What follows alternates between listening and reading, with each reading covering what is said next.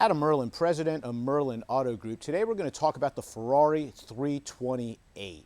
Based on a lot of the feedback we got from our Ferrari 308 buyer's guide, there's a lot of people out there that are interested in the 328 model and wanted to get a buyer's guide and what to look for before buying a 328.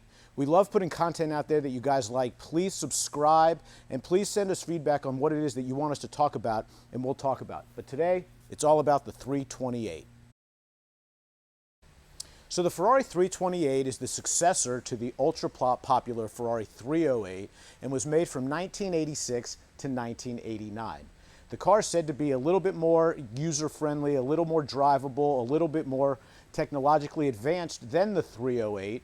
And the Ferrari 328 came similarly to the 308 in two model variations. It came with the GTS, which was a Targa version, and it also came as a GTB, which is the hardtop, which you have here.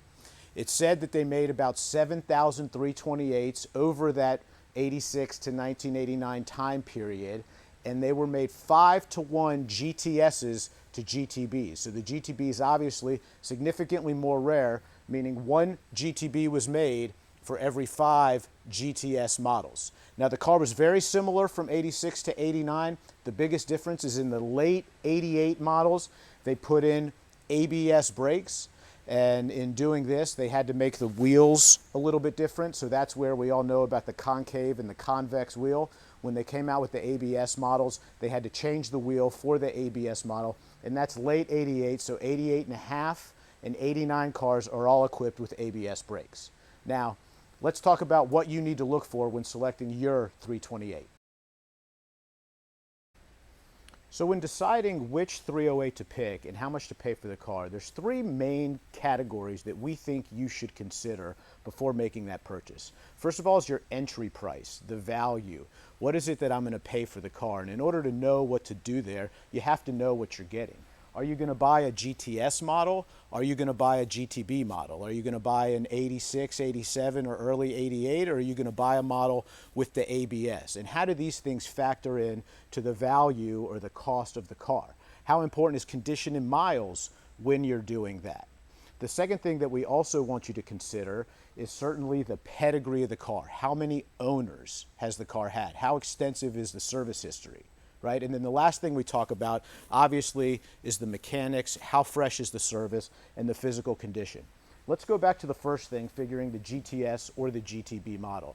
Obviously, a GTB is going to bring a premium because there's so many fewer of those cars than the GTS. There's a lot of people that like the earlier cars more than the ABS cars, so sometimes those premiums may offset the newer car versus being an older car. But one of the most important things to consider when you're doing that is look at the overall condition of the car, especially the interior. The first 328 that I bought was an 89. It was supposed to have 15,000 miles on it. It came in and the interior looked like somebody had been living on it. The entire exterior had been painted by who knows who. And even though it had extensive service history, the shop that had been doing it wasn't sophisticated with Ferrari, so that car really turned out to be an absolute albatross. Now, even though it was really cheap, I would have been better off spending 2 or 3 times as much money to buy a 89 GTB with only 11,000 miles on it that's been meticulously serviced by a Ferrari dealer or by a factory-trained Ferrari technician. And even though it needs a major service, that car is a better value because, like we always say, there's nothing more expensive than a cheap Ferrari. If you're buying it for collectability, always take note of the pedigree. If you have a few owner car, now it's not uncommon for these cars to have 4, 5, 6 owners. They're 30 plus years old.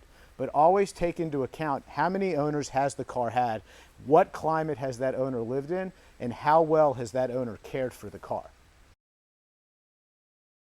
As I mentioned in that example, I bought a cheap Ferrari and ended up paying for it in an incredibly dramatic way. When it comes to the 328s, one of the reasons people like them is because they are a little bit more affordable to work on, because to do a major timing belt service, you don't have to drop the engine, which saves you some time. However, there's certain things that you might miss by doing it this way. So as a result, it's really important, like we always say, it's not the services that have been done, but who has been doing the service.